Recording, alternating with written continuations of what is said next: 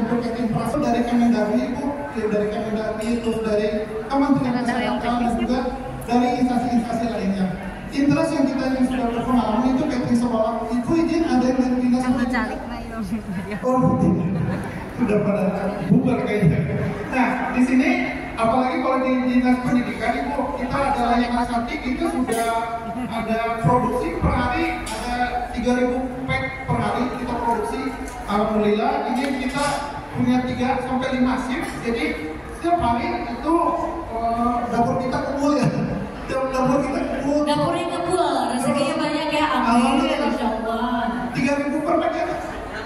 Kurang lebih setiap hari. Setiap hari itu layanan kita dari internal maupun eksternal. Kita internal pun ada santri kan kurang lebih dari SMP mau ke SMP-nya sekitar 2.000 santri dan eksternalnya pun sama gitu. Jadi ada di Alsa terus kemudian dan lain sebagainya. Itu yang sudah kita berpengalaman sekali insya Allah. Terus kemudian dari sertifikasi nih Bu ya. Dari sertifikasi kita alhamdulillah kita sudah layak halal terus layak izin terus kemudian dan sebagainya insya Allah ya, dari sertifikasi pun kita ikhlas karena memang prioritas kami di atas itu sertifikasi kita diutamakan. Nah, kita punya tagline Bapak Ibu. Apa tagline-nya Kang? Tagline-nya adalah hebat. Hebat itu adalah halal, enak, berkah, aman, dan toib. Tepuk tangan dulu dong. Halal, enak, berkah, aman, toib. Oke. Yang kadang kurang diperhatikan ya Ibu, Bapak Ibu. Jadi kadang terutama di angka toib ini kita membutuhkan halal, tapi juga kadang lupa akan toibnya.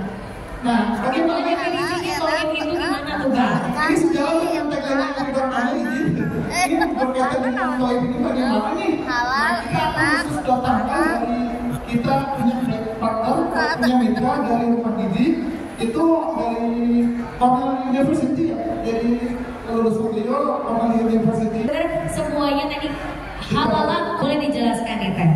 Oke, baik. Bismillahirrahmanirrahim. Assalamualaikum warahmatullahi wabarakatuh. Waalaikumsalam warahmatullahi wabarakatuh.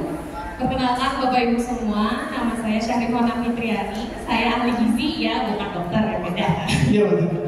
Saya ahli gizi ya, nutrisionis sekaligus certified in plant-based nutrition dari Cornell University. Ini gimana ada pointernya?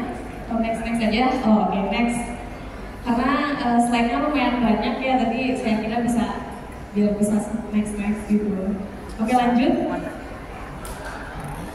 Ya, gizi yang baik akan menciptakan kesehatan di semua bidang, bukan hanya tubuh kita, tetapi juga untuk lingkungan. Next. Ya, mungkin ini pola makan yang sering kita temui ya, baik dari segi keterjangkauan, kemudian banyaknya tersedia dari harga ya, makanan yang tinggi gula, tinggi tepung ya, makanan yang tinggi lemak ya, kemudian makanan olahan yang sekarang ini lagi hits dan murah harganya. Nah, dari berbagai makanan tersebut seringkali kita juga berdampak gitu, ada berdampak kepada kesehatan gitu. Bisa jadi dari hal yang sepele, misalnya BAB yang tidak rutin, kemudian hipertensi, kemudian asam urat dan lain sebagainya. Nah, bisa jadi semua itu bermula dari usus kita. Jadi apa yang kita rasakan bisa jadi itu adalah sinyal dari usus kita. Lalu bagaimana konsep makanan sehat ya Bapak Ibu? Kita tahu makanan sehat itu adalah makanan yang memberikan efek kesehatan bagi tubuh. Kemudian makanan sehat adalah makanan utuh ya, bukan suplemen, bukan gamis, bukan suplemen fiber ya, tetapi makanan utuh yang bersumber dari sumber yang terbaik, yang halal dan thayyib gitu ya. Ini ada dua kata, halal ada thayyib gitu. Makanan halal untuk sebagian orang mungkin tidak thayyib gitu, dalam artian seperti ini. Misalnya ada seseorang yang asam uratnya sama kolesterolnya tinggi gitu, otomatis dia harus mengurangi makanan-makanan yang seperti daging merah, kemudian seafood ya.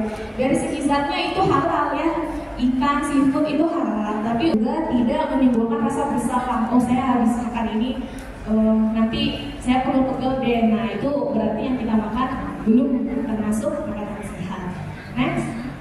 Ya, jadi makanan sehat itu akan memberikan kepuasan untuk jasmani, dalam artian jasmani kita akan lebih sehat, dan makanan sehat juga akan memberikan mental health kita yang lebih sehat juga, gitu ya, karena kemudian lebih sehat, stres yang berkurang, dan semua itu bersinergi ya menjadi kesehatan yang lebih optimal. Makanya kita tidak bisa menghilangkan, ngambil lagi, tidak bisa memisahkan antara kesehatan badan, kesehatan jiwa, dan spiritualitas kita terhadap Tuhan. Jadi ketika itu harus kita sinkron. Jadi ketika kita melihat sesuatu, kita harus melihat secara sudut pandang yang lebih besar, gitu ya.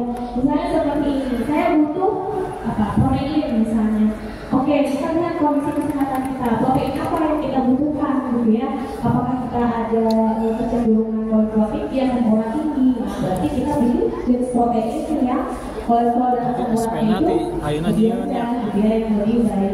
Kemudian misalnya kita perlu serat, gitu ya, daripada mungkin ada sebagian yang ya udah saya serat ambil saja dari suplemen fiber misalnya. Nah itu dari sudut harus bijak mengonsumsinya, bisa konsumsi ataupun bisa juga melihat dari isi kandungan protein yang dimakan, gitu. Usahakan kita pilih dari sumber terbaik, peternakan yang terpercaya, dan juga olahan yang terbaik sesuaikan dengan kondisi kesehatan masing-masing. Ibu kalau mau sekarang boleh Bu. Kemudian ada Bapak Ibu, jadi ini yang harus kita tingkatkan konsumsinya, gitu ya, dari sayuran hijau, pada kacangnya, dan lain sebagainya.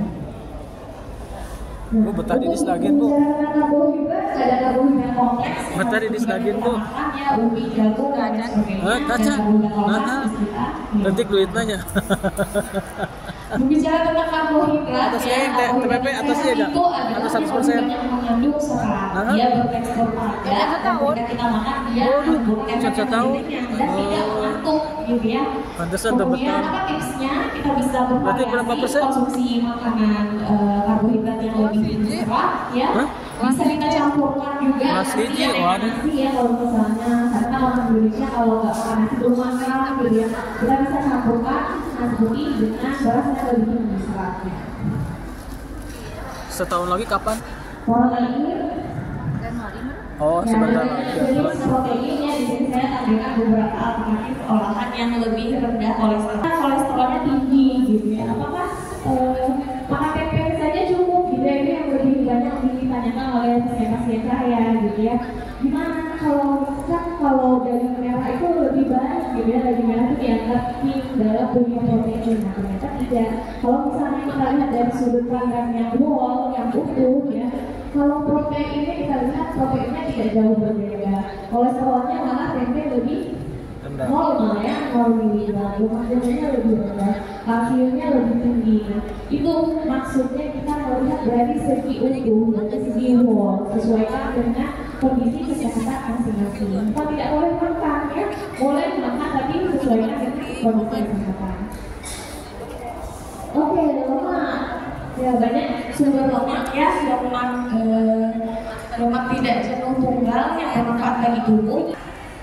Minyak. Nah kalau berbicara tentang minyak, kita bicaranya